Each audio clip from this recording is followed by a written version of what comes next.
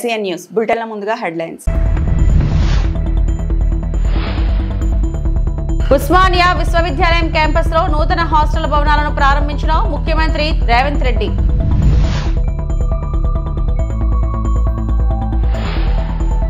తిరుపతిని మెగా సిటీగా మారుస్తాం మంత్రి నారాయణ.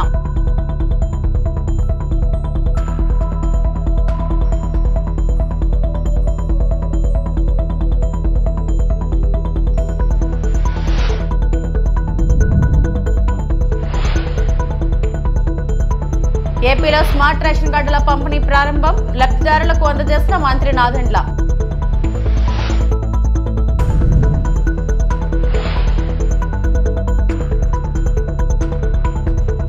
తిరుమల శ్రీవారిని కేంద్ర మంత్రి కిషన్ రెడ్డి దర్శించుకున్నారు. ఈ వేకువజామున కుటుంబ సభ్యులతో కలిసి స్వామివారి సేవలో పాల్గొన్నారు. దర్శనానంతరం టీటీడీ అధికారులు ఆయనకు స్వామివారి తీర్థ ప్రసాదాలు అందజేశారు. దేశమంతటా మంచి వర్షాలు పడ్డాయని, పాడి పంటలతో రైతులు ప్రజలు సుఖ సంతోషాలతో ఉండాలన్నారు. మన సైనిక శక్తి, దేశ భద్రత మరింత శక్తివంతంగా ఉండాలని దేవుణ్ణి ప్రార్థించినట్లు కిషన్ రెడ్డి తెలిపారు. ఇటీవల జరిగినటువంటి పహల్గామ్ సంఘటన తర్వాత ఆపరేషన్ సింధూర్తో మన సైనికులు, మన భద్రతా సిబ్బంది ఏ రకంగా వీరోచితమైనటువంటి ప్రదర్శన చేసి మన దేశానికి గౌరవాన్ని పెంచేటువంటి ప్రయత్నము, ఉగ్రవాదులను అంతం చేసేటువంటి ప్రయత్నం చేయడం జరిగింది. భవిష్యత్తులో కూడా మన సైనికులకు మరింత శక్తినివ్వాలి. మన భద్రతా సిబ్బంది మరింత పట్టుదలతో దేశ పరిరక్షణలో అంకితభావంతో పనిచేస్తున్నారో వాళ్ళకి అన్ని రకాలుగా అండగా ఉండాలి. ఆ రకంగా మన సైనిక శక్తి, మన దేశ భద్రత మరింత శక్తివంతంగా ఉండాలని ఈ సందర్భంగా భగవంతుని ప్రార్థిస్తున్నాను. కులాలు, వర్గ రాజకీయాలతో పోటాపోటీగా నేడి రోడ్డు మీద విగ్రహాలు పెడుతున్న ప్రస్తుత రోజుల్లో ఎవరికీ ఇబ్బంది లేకుండా ఎన్టీఆర్ ప్రతిమ ఏర్పాటు చేయడం ఆదర్శనీయమని కేంద్ర సహాయ మంత్రి పెమ్మసాని చంద్రశేఖర్ అన్నారు. గుంటూరులో స్తంభాల గురువు సెంటర్లో 12 అడుగుల ఎన్టీఆర్ కాంస్య విగ్రహాన్ని ఎమ్మెల్యే గల్లా మాధవి, మేయర్ కోవెలమూడి రవీంద్రతో కలిసి పెమ్మసాని ఆవిష్కరించారు. రాజకీయ ప్రయోజనాల కోసం రహదారులు, కూడళ్ల మధ్య ఏర్పాటు చేసే విగ్రహాలకు రాబోయే రోజుల్లో అనుమతులు ఇవ్వకుండా చర్యలు తీసుకోవాలని నగరపాలక సంస్థ అధికారులకు సూచించారు. రోడ్లు, డ్రైనేజీ తదితర సమస్యలు నిలయంగా మారిన గుంటూరును ఏడాది కాలంలో ప్రగతి పదంలో నడిపిస్తున్నామని పెమ్మసాని వెల్లడించారు. తెలుగు బిడ్డ తలెత్తుకునేలా అక్షరాస్యులందరినీ వెతికి మరీ అసెంబ్లీకి పంపించి రాజకీయ పాఠాలు నేర్పినటువంటి తెలుగు సింహం అన్న నందమూరి తారక రామారావు గారు. పేద ప్రజల కోసం పుట్టినటువంటి సిద్ధాంతం, ఢిల్లీ పీఠాన్ని కుదిపినటువంటి ఒక ధర్మ పీఠం, అన్నగారి ఆలోచన రూపం మన తెలుగుదేశం అని మీ అందరికీ నేను తెలియజేస్తా ఉన్నా. అన్నగా ఒకసారి మీరు చూస్తే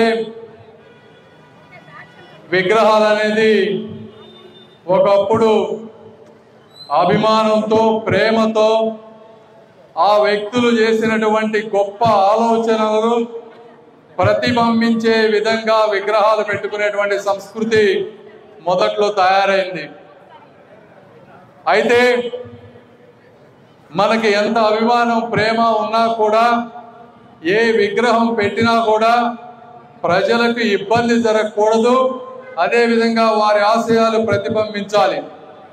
ఆ విధంగా ఇప్పటి వరకు నేను చాలా విగ్రహాలు చూస్తూ ఉన్నాను. కానీ ఈ విగ్రహం పెట్టిన తీరు అంటే రోడ్డుకు అడ్డం లేకుండా పక్కన ఒక స్థలంలో అందరికీ కనపడే విధంగా అద్భుతంగా ఈ విగ్రహాన్ని పెంచినటువంటి హనుమంతరావు గారికి, వారి కమిటీ సభ్యులకి అందరికీ కూడా మరొకసారి నేను మనస్ఫూర్తిగా ధన్యవాదాలు తెలుపుతా ఉన్నా. ఈరోజు విగ్రహాలంటే కులాల మధ్య పోరాటం, రాజకీయ పార్టీల మధ్య పోరాటం లాగా తయారైంది. ముఖ్యంగా గుంటూరు ప్రాంతంలో ప్రతి 500-1000 గజాల మధ్యలో ఒక విగ్రహం వెలుస్తా ఉంది. దీనికి అన్ని పార్టీలు కూడా స్వస్తి చెప్పాల్సిన సమయం ఆసన్నమైంది. ఇప్పుడే వస్తూ ఉంటే కొన్ని నడి రోడ్డులో విగ్రహాలు వెలుస్తూ ఉన్నాయి, ట్రాఫిక్ అడ్డంకి అవుతా ఉంది. నేను ఈరోజు మున్సిపల్ కమిషనర్ గారికి, మేయర్ గారికి కూడా క్లియర్గా చెప్పాం, ఏ పార్టీ వారైనా సరే దయచేసి ట్రాఫిక్ కి ఇబ్బంది పడే విధంగా విగ్రహాలు పెట్టి వద్దు అని మరొకసారి తెలియజేస్తా ఉన్నా. వ్యక్తిగత ప్రాపర్టీస్ మీ స్థలంలో కానీ మీ వాటిలో మీరు విగ్రహం పెట్టుకోండి, లేదంటే పార్కులు లోపల పెట్టుకోండి, కానీ ప్రజలకు ఇబ్బంది పడే విధంగా విగ్రహాలు పెట్టి వద్దని మరొకసారి తెలియజేస్తా ఉన్నాం. గుంటూరు ప్రజలందరూ కూడా ఈరోజు అభివృద్ధి కాంక్షిస్తా ఉన్నారు. ఇంతకుముందు కూడా చెప్పాను నేను, దేవుడు 40 సంవత్సరాల తర్వాత కొత్త రఘురామయ్య గారి తర్వాత మళ్ళీ ఈ రోజున ఈ ప్రాంతానికి ఒక మంత్రిత్వ శాఖ వచ్చింది. ఎవరి గ్రహాలన్నా కానీ వచ్చింది మొట్టమొదటిసారి.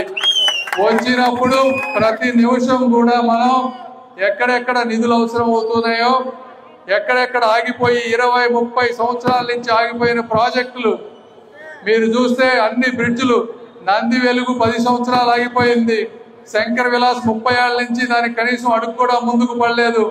ఇక్కడ నార్ల ఆడిటోరియం 1999లో శంకుస్థాపన చేసి మొండి గోడల మధ్య ఎదురు చూస్తా ఉంది, ఎవరు దీన్ని పూర్తి చేస్తారా అని. ఈ విధంగా ఎక్కడ పట్టిన రైల్వే గేట్లు, ఇన్నర్ రింగ్ రోడ్ లో ట్రావెల్ చేయాలంటే ఒక్కొక్కసారి అర్ధగంట ఆగిపోతా ఉన్నాం.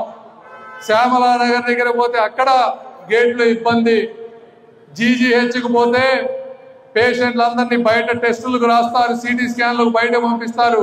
కొంతమంది డాక్టర్లు టైంకి రారు. ఎక్కడ పట్టిన శానిటేషన్ ప్రాబ్లం, కాలువల్లో నిండా అంతా కూడా ప్లాస్టిక్ చెత్త, రోడ్లన్నీ గుంతలు. ఇటువంటి సమస్యలతో మాకు గుంటూరు స్వాగతం చెప్తే ఈరోజు గుంటూరు నగరవాసుల రాకపోకలకు కీలకమైన శంకర విలాస్ నూతన వంతెన నిర్మాణ పనులు శరవేగంగా జరుగుతున్నాయని కేంద్ర మంత్రి పెమ్మసాని చంద్రశేఖర్ అన్నారు. శంకర విలాస్ నూతన వంతెన నిర్మాణ పనులను నగర మేయర్ కోమెలపూడి రవీంద్రతో కలిసి పెమ్మసాని పరిశీలించారు. జీఎంసీ R&B అధికారుల సమన్వయంతో యుద్ధ ప్రాతిపదికన వంతెన పనులు చేస్తున్నామన్నారు. శంకర్ విలాస్ బ్రిడ్జ్ అనేది ఈ ప్రాంతానికి మెయిన్ కోర్ ఏరియా. ఇదంతా మనం ఆపేయటం వల్ల చాలా ట్రాఫిక్ బ్లాక్ అవుతా ఉంది. మనం అందరం 2 years లోపు టార్గెట్ పెట్టుకున్నాం దీన్ని కంప్లీట్ చేయడానికి. ఎక్కడా దీనికి ఇబ్బందులు రాకుండా అందరినీ అంతా బాగా కోఆర్డినేట్ చేసుకుంటున్నారు. యాక్చువల్గా ఇప్పుడు మేయర్ గారు, కమిషనర్ గారు, R&B వాళ్ళు అందరూ చక్కగా కోఆర్డినేషన్ నడుస్తుంది. వర్క్ కూడా స్పీడ్గా అవుతుంది. అయితే ఇంకా కొన్ని చిన్న అక్కడక్కడ పోల్స్ కానీ లేకపోతే పెద్ద పెద్ద బిల్ బోర్డ్స్ ఇవన్నీ ఉన్నాయి. సెంటర్లో రైల్వే బ్రిడ్జిని పడగొట్టడం, కట్టడమే మోస్ట్ కాంప్లికేటెడ్. దానికి కొన్ని ఇష్యూస్ ఉన్నాయి. అవి అదేవిధంగా ఇక్కడ రైల్వే వాళ్ళకి సంబంధించినటువంటి ల్యాండ్ ఉంది. రైల్వే వాళ్ళ రూల్స్ ప్రకారం వాళ్ళ ల్యాండ్ తీసుకోవాలంటే వాళ్ళకి ఆల్టర్నేటివ్గా ఇంకో ప్లేస్లో ల్యాండ్ మాత్రమే చూపించాలి. మిగిలిన వ్యాపారస్తులు మనం TDR బాండ్లు అవన్నీ ఇవ్వచ్చు, కానీ రైల్వే వాళ్ళ దాంట్లో లేదు. మనం ఇచ్చే ల్యాండ్ కూడా వాళ్ళు రైల్వే బోర్డు వాళ్ళు అప్రూవ్ చేయాలి. ఇదంతా మళ్ళీ ఒక బ్రిడ్జ్ తెచ్చినంత ప్రాసెస్ ఉంది. సో అక్కడ ఏమైనా ఇబ్బందులు ఉన్నాయేమో అవన్నీ చూసుకుంటా ఉన్నాం. అన్నీ చూసుకొని సాధ్యమైనంత వరకు డే అండ్ నైట్ వర్క్ చేసి ఎంత ఫాస్ట్గా వీలైతే 2 years టార్గెట్ పెట్టుకున్నా ఎంత ఫాస్ట్గా వీలైతే అంత ఫాస్ట్గా చేసి ప్రజలకి అందుబాటు. జూన్ ఆఖరు నాటికి పూర్తి చేసేందుకు ప్రణాళికలు సిద్ధం చేసినట్లు మంత్రి నారాయణ తెలిపారు. తిరుపతిలో నిర్వహించిన మీడియా సమావేశంలో ఆయన మాట్లాడారు. గత ప్రభుత్వంలో క్రమ పద్ధతి లేకుండా టౌన్ ప్లానింగ్ చేశారని విమర్శించారు. ఓ పట్టణంలో ఇంటింటి సర్వే చేపట్టగా లేఅవుట్స్, భవనాలు ఇష్టం వచ్చినట్లు నిర్మించినట్లు అందులో తేలిందన్నారు. అందుకే ముఖ్యమంత్రి చంద్రబాబుకు SRS, BPS కు అవకాశం ఇవ్వాలని కోరామన్నారు. తిరుపతిని మెగా సిటీగా మార్చేందుకు యత్నిస్తున్నట్లు చెప్పారు. ఎప్పుడు లోపల నాకు చెప్పండి, ఆ డేట్కి డాగ్స్ చంపకూడదు, వాటినన్నింటి ఒక ప్లేస్లో క్లోజ్లో పెట్టమన్నారు. ఫుడ్ అది కూడా అక్కడికి తీసుకుపోయమన్నారు. ఆ విధంగా చేయడం జరుగుతుందని తెలియజేస్తున్నాను. అదేవిధంగా అమృతలో ఒక 25 MLD STP ఒకటి యాక్చువల్గా కావాలన్నారు. దానికి కూడా యాక్చువల్గా పర్మిషన్ ఇస్తున్నాము. అదేవిధంగా ఇక్కడ ఇందాక చెప్పినట్టుగా లెగసీ అయితే 2,20,000 చెత్త ఉంది. దాంట్లో ఈ రోజు వరకు 1,45,000 క్లీన్ చేశారు. బ్యాలెన్స్ కూడా అక్టోబర్ 2వ తేదీకి కంప్లీట్ చేయడం జరుగుతుంది. TDR బాండ్స్ అనేది యాక్చువల్గా రాష్ట్రంలో మేజర్ సమస్య. ఇది తణుకులో ఎక్కువ ప్రాబ్లం వచ్చింది. తణుకులో కేవలం ఒక 50 కోట్ల బాండ్స్ని 700 కోట్లకి యాక్చువల్గా 750 కోట్లకి ఇచ్చేశారు. ఈ బాండ్స్లో జరిగే మిస్టేక్ ఏంటంటే ల్యాండ్ అక్విజిషన్కి ప్రభుత్వం రోడ్డు వేయదలుచుకున్నది, ల్యాండ్ కావాలి, ఎవరైతే ల్యాండ్ ఉందో తీసుకుంటాం. తీసుకునేటప్పుడు బాండ్స్ 4 రెట్లు ఇస్తాం అక్కడ వాల్యూకి, అక్కడ ఉన్న రిజిస్ట్రేషన్ వాల్యూకి, ఆ సర్వే నెంబర్లో ఉన్న రిజిస్ట్రేషన్ వాల్యూకి. కానీ గత ప్రభుత్వాలు ఏం చేశారంటే ల్యాండ్ ఒక దగ్గర ఉంటుంది, వాళ్ళు ఇచ్చే సర్వే నెంబర్ ఎక్కడంటే టౌన్ సెంటర్లో. అంటే వాళ్ళున్న దగ్గర స్క్వేర్ యార్డ్ 5,000 అయితే అదే టౌన్ సెంటర్లో ఎక్కడైతే 1,00,000, 2,00,000 ఉందో ఆ డోర్ నెంబర్ ఇచ్చేశారు. ఆ డోర్ నెంబర్ ప్రకారం బాండ్ 4 రెట్లు అబ్నార్మల్గా వెళ్ళిపోయింది. ఇది ఒక పెద్ద కేసు. సరే, దాన్ని ఇంటెలిజెన్స్ విజిలెన్స్ వాళ్ళు యాక్చువల్గా పరిశీలి చేస్తున్నారు. ఏదేమైనా ప్రజలు ఇబ్బంది పడకూడదని దానికి కూడా కోర్టుకు పోవడం జరిగింది. వాళ్ళు కోర్టుకు పోతే కోర్టు ఏమి ఇచ్చిందంటే ఒరిజినల్ వాల్యూ ఎంత ఉందో దాని ప్రకారం ఎవరైతే ఒప్పుకుంటారో వాళ్ళకి ఇచ్చేయమన్నారు. దాని ప్రకారం తణుకు బాండ్లు కూడా అంటే రియల్ వాల్యూకి చాలా మంది క్లియర్ చేసి ఇంకా క్లియర్ చేయాలా. ఇక్కడ తిరుపతిలో మొత్తం ఈ ప్రభుత్వం వచ్చేటప్పటికి 1000 ఈ రోజు వరకు పెండింగ్ కానీ వచ్చినాయి కానీ 1077 ఉన్నాయి. అందులో 709 ఇష్యూ చేశారు. 360 బాండ్లు ఇంకా ఇవ్వాలి. ఈ 368లో కూడా లీగల్ సమస్యలుండే 59 ఉన్నాయి. ఆ లీగల్ సమస్యలు పూర్తయితే అవి ఇస్తారు. అదేవిధంగా అబ్రాడ్లో ఉండేవాళ్ళు ఒక 30 మంది ఉన్నారు. అదేవిధంగా స్క్రూటినీలో అధికారుల దగ్గర స్క్రూటినీలో మరొక 40 ఉన్నాయి. ఒక 162 పెండింగ్ ఉన్నాయి. ఇవన్నీ కూడా వీలైనంత తొందరలో క్లియర్ చేయమని చెప్పాను. రాష్ట్రంలో విశాఖపట్నం, గుంటూరు, తిరుపతి, తిరుపతి ఈ మూడిట్లోనే ఎక్కువగా టీడీఆర్ బాండ్లు బ్యాలెన్స్ ఉన్నాయి. మిగతా దగ్గరలంతా అయిపోయినాయి. ఈ మూడిట్లు కూడా స్పెషల్ డ్రైవ్ చేస్తున్నాం.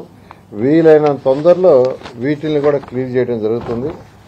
అయితే ఒకటి ప్రజలకు నేను చెప్పేది ఏంటంటే ఏదైతే వాళ్ళు షార్ట్ ఫాల్స్ చేస్తారో వాటిని వీలైనంత తొందరలో క్లియర్ చేసుకోవాల్సిందిగా నేను తెలియజేస్తున్నాను. ఈ విధంగా ఈరోజు అటు మున్సిపల్ అర్బన్ అథారిటీ యొక్క తిరుపతిని గురించి డిస్కస్ చేయడం జరిగింది.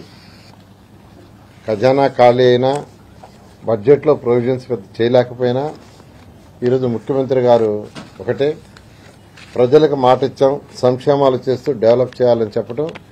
దానికి ఈరోజు ఎన్డీఏ ప్రభుత్వం ఈ రాష్ట్రంలో ఉండేది, అటు కేంద్రంలో కూడా ఎన్డీఏ కేంద్ర ప్రభుత్వంతో కూడా ఈరోజు కోఆర్డినేట్ చేసుకుంటూ ఈరోజు మున్సిపాలిటీ చేస్తున్నాం. ఖచ్చితంగా రాబోయే 3 సంవత్సరాల్లో ఈ మున్సిపాలిటీలో బేసిక్ ఇన్ఫ్రాస్ట్రక్చర్ అన్నిటికీ ఇవ్వడం జరుగుతుంది.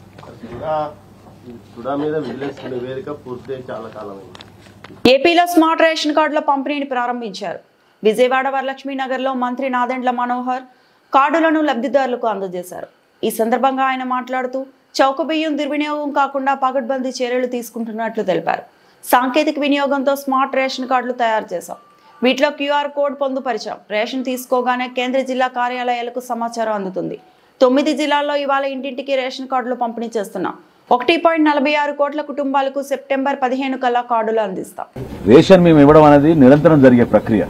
సో ఎప్పుడైతే ఆ వివరాలు నమోదు చేసుకున్నారో ఇంక్లూడింగ్ ఎవరైనా కొత్తగా పెళ్లి అయిన వాళ్ళు, అడ్రస్ మార్పు చేసుకున్న వాళ్ళు, కార్డు స్ప్లిట్టింగ్ అంటే కుటుంబంలో పెళ్లైన తర్వాత కొత్త కార్డు కోరుకుంటారో దంపతులు, అవన్నీ కూడా పొందుపరిచాం. కాబట్టి ఆగస్టు 1వ తారీఖు నుంచే మేము వాళ్ళకు కూడా రేషన్ అందిస్తున్నాం. అందులో ఎక్కడ కూడా పొరపాటు ఉండదు. కార్డు వచ్చినా రాపోయినా ఈ 15 రోజుల్లో మీరు తప్పకుండా మీరు సెప్టెంబర్ 1వ తారీఖున మళ్ళీ మీరు గతంలో ఏ విధంగా సాధారణంగా మీరు రేషన్ తీసుకునే వాళ్ళు అదే విధంగా మీరు పోయి సరుకులు తెచ్చుకోవచ్చు. రేషన్తో పాటు మేము షుగర్ కూడా ఇస్తున్నాం. పంచదారతో పాటు అవసరాన్ని బట్టి నిత్యావసర సరుకులు పామాయిల్ కానివ్వండి, కందిపప్పు కానివ్వండి, రాబోయే రోజుల్లో గోధుమ కూడా సరఫరా చేసేటట్టు మేము ఏర్పాట్లు చేస్తున్నాం. ఇది ప్రతి కుటుంబానికి ప్రభుత్వం నుంచి అందించే సంక్షేమం. కేంద్ర ప్రభుత్వం, రాష్ట్ర ప్రభుత్వం సంయుక్తంగా చేసే ఈ కార్యక్రమం కాబట్టి అందరూ కూడా దీన్ని దయచేసి సద్వినియోగంగా ఉపయోగించుకోమని, అనవసరంగా పక్కదారి వెళ్లకుండా చూసుకోవాల్సిన బాధ్యత కూడా పౌరులపైన, ఈ వ్యవస్థ పైన ఉంటుందని ఈ సందర్భంగా కోరుతున్నాం. అప్గ్రేడ్ చేస్తున్నామండి. ఈపాస్ మెషిన్స్ కూడా అప్గ్రేడ్ చేస్తున్నాం. ప్రతి చోట ఆ కార్యక్రమం కూడా చాలా చక్కగా జరిగే విధంగా ముందుకెళ్తున్నాం. ప్రణాళికబద్ధంగా చేసుకుంటూ వెళ్తున్నాం. అంటే ట్రాన్స్పరెన్సీ అద్భుతంగా పెరిగిపోతుంది. రియల్ టైం గవర్నెన్స్ వస్తుంది. నేను ఇందాక అన్నట్టు డాష్ బోర్డ్ ఒకటి క్రియేట్ చేశాం. ఆ డాష్ బోర్డ్ ద్వారా కలెక్టర్ గారికి, జాయింట్ కలెక్టర్ గారికి, అక్కడ మా కేంద్ర కార్యాలయంలో మా కమిషనర్ గారికి ఎప్పటికప్పుడు సమాచారం, షాప్ వారీగా కార్డుదారుడు ఆ కుటుంబ సభ్యులు ఎవరు తీసుకున్నారు అది కూడా ఒక్కోసారి కొన్ని సందర్భాల్లో మాకు వస్తున్న ఫోన్ కాల్ బట్టి మాకు అర్థమవుతోంది. కుటుంబాల్లో ఒకే కార్డు ఉండేది ఇదివరకు. సో ఆ కుటుంబంలో జాయింట్ ఫ్యామిలీ ఉన్నప్పుడు ఎస్పెషల్లీ తెలియకుండా ఇంకెవరైనా రేషన్ తీసుకుంటే వేరే కుటుంబంలో సభ్యులు కొంచెం ఇబ్బంది పడే పరిస్థితి వచ్చేది. అవన్నీ లేకుండా ఎప్పటికప్పుడు పారదర్శకంగా కరెక్ట్గా జరిగేటట్టు సరఫరా కూడా. ఎందుకంటే మేము ఈ రోజుకి మా కూటమి ప్రభుత్వం వచ్చినాక 87% నుంచి మేము 92 నుంచి 93% వరకు అందించగలుగుతున్నాం. అందులో 60 సంవత్సరాలు నిండిన వృద్ధులు, దివ్యాంగులకు కూడా ఇంటింటికి వెళ్లి మా షాప్ డీలర్స్ అందరూ కూడా అద్భుతంగా ఈ కార్యక్రమాన్ని అందిస్తున్నారు. సో రాబోయే రోజుల్లో ఆ టెక్నాలజీని ఉపయోగించుకుని ఎక్కడ కూడా పీడీఎస్ రైస్ స్మగ్లింగ్ తగ్గే విధంగా, అది ఎక్కడ దారి మళ్లకుండా చూసుకునే విధంగా ఒక బాధ్యతతోటి ఈ క్యూఆర్ కోడ్ ద్వారా మాకు ఆ ట్రాన్స్పరెంట్ విధానం, కొత్త ఆలోచన, అకౌంటబిలిటీ పెరుగుతుందని నమ్మకంతో దీన్ని ముందుకు తీసుకెళ్తాం. రేషన్ దుకాణాల సంఖ్య పెంచాలని కొంతమంది కోరుతున్నారు. రాష్ట్ర వ్యాప్తంగా ఈ రోజు 29,792 రేషన్ షాపులు ఉన్నాయండి. అనేక సందర్భాల్లో గౌరవ ముఖ్యమంత్రి గారు సమీక్షించినప్పుడు, అదేవిధంగా గౌరవ శాసనసభ్యులు కొంతమంది మా దృష్టికి తీసుకొచ్చినప్పుడు తప్పకుండా రేషనలైజేషన్ ఒకటి ఆలోచిస్తున్నాం. రేషనలైజేషన్ తో పాటు ప్రత్యేకంగా కొండ ప్రాంతంలోనూ, తర్వాత దూర ప్రాంతాల్లో నివసిస్తున్న చిన్న చిన్న హ్యాబిటేషన్స్ కి కూడా సబ్ డిపోస్ ఏర్పాటు చేసుకునేటట్టు వెసులుబాటు కల్పించడానికి మా కమిషనర్ గారు ఒక కాన్సెప్ట్ నోట్ తయారు చేశారు. ఆ త్వరలో గౌరవ ముఖ్యమంత్రి గారు ఆధ్వర్యంలో కమిటీ వేసుకుని దాన్ని చెక్ చేసుకుని దాని తర్వాత మేము ముందుకెళ్తాం. ఒక పండుగ వాతావరణంలో మారుతున్న టెక్నాలజీని ఉపయోగించుకుని గౌరవ ముఖ్యమంత్రి గారు చంద్రబాబు నాయుడు గారి ఆధ్వర్యంలో రాష్ట్రంలో ఏ విధంగా ఇన్నోవేటివ్గా ఉండి బెస్ట్ ప్రాక్టీసెస్ ఉపయోగించాలి, పౌరులకు మెరుగైన సేవలు అందించాలి. ప్రత్యేకంగా పౌర సరఫరాల శాఖ నుంచి మేము కొత్త సర్వీసెస్, వాట్సాప్ కానివ్వండి, యాప్స్ కానివ్వండి, టెక్నాలజీని కానివ్వండి, మా దగ్గర ఉన్న సర్వర్స్ని కూడా ఆధునీకరణ చేసుకుంటూ, ఎక్కడ లోటుపాట్లు ఉన్నాయో సరి చేసుకుంటూ, ఫేర్ ప్రైస్ షాపుల ద్వారా ఆ వ్యవస్థని ప్రక్షాళన చేసుకుంటూ, గౌరవ శాసనసభ్యులు రామ్మోహన్ రావు గారు ఎప్పటి నుంచో ఇక్కడ జరుగుతున్న అవకతవకలపైన, పీడీఎస్ డిస్ట్రిబ్యూషన్లో ఎండియు వ్యాన్లు వాళ్ళు చేస్తున్న దుష్ప్రచారం పైన అనేక సందర్భాల్లో లేవనెత్తారు. సో ఈరోజు గర్వపడుతూ మీ అందరం జిల్లాలో ఉన్న అనేక కార్యక్రమాలు 25వ తారీఖు నుంచి ప్రారంభించిన సందర్భంలో 9 జిల్లాల్లో ఈ రోజున ప్రత్యేకంగా ఎన్టీఆర్ జిల్లాలో పెనమలూరు నియోజకవర్గంలో ఈ అవకాశం దొరకడం అనేది మీ అందరం కూడా అదృష్టంగా భావిస్తున్నాం. ప్రతి ఒక్కరికి మంచి జరగాలి.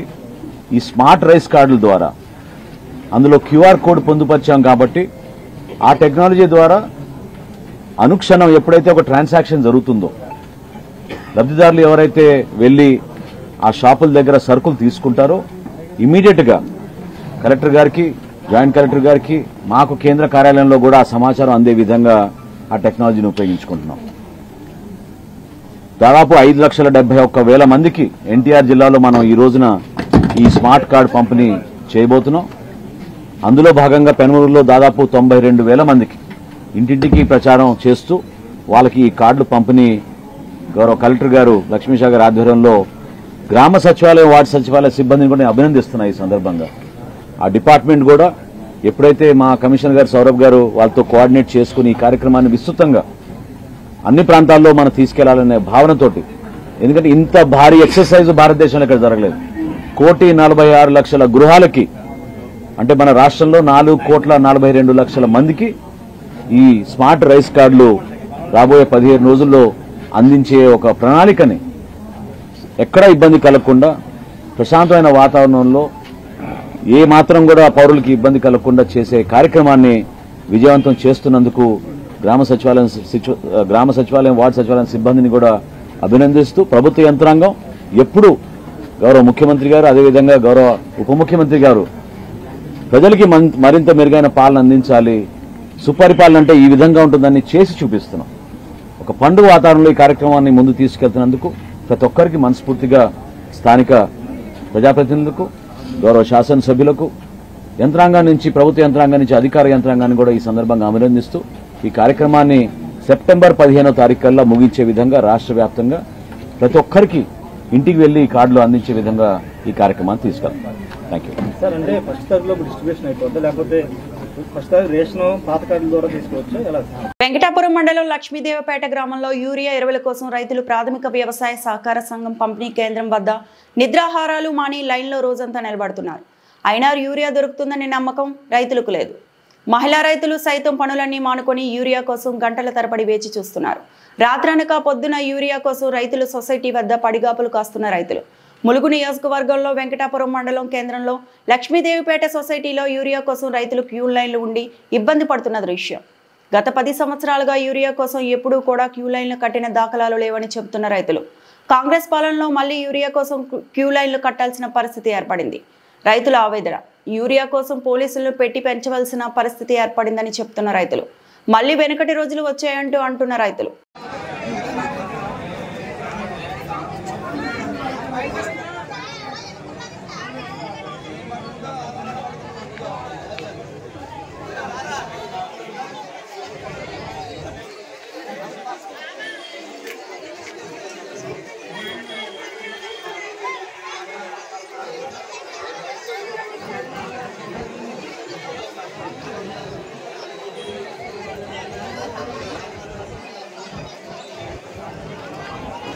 ఈ వార్తలు ఇంతటితో సమాప్తం.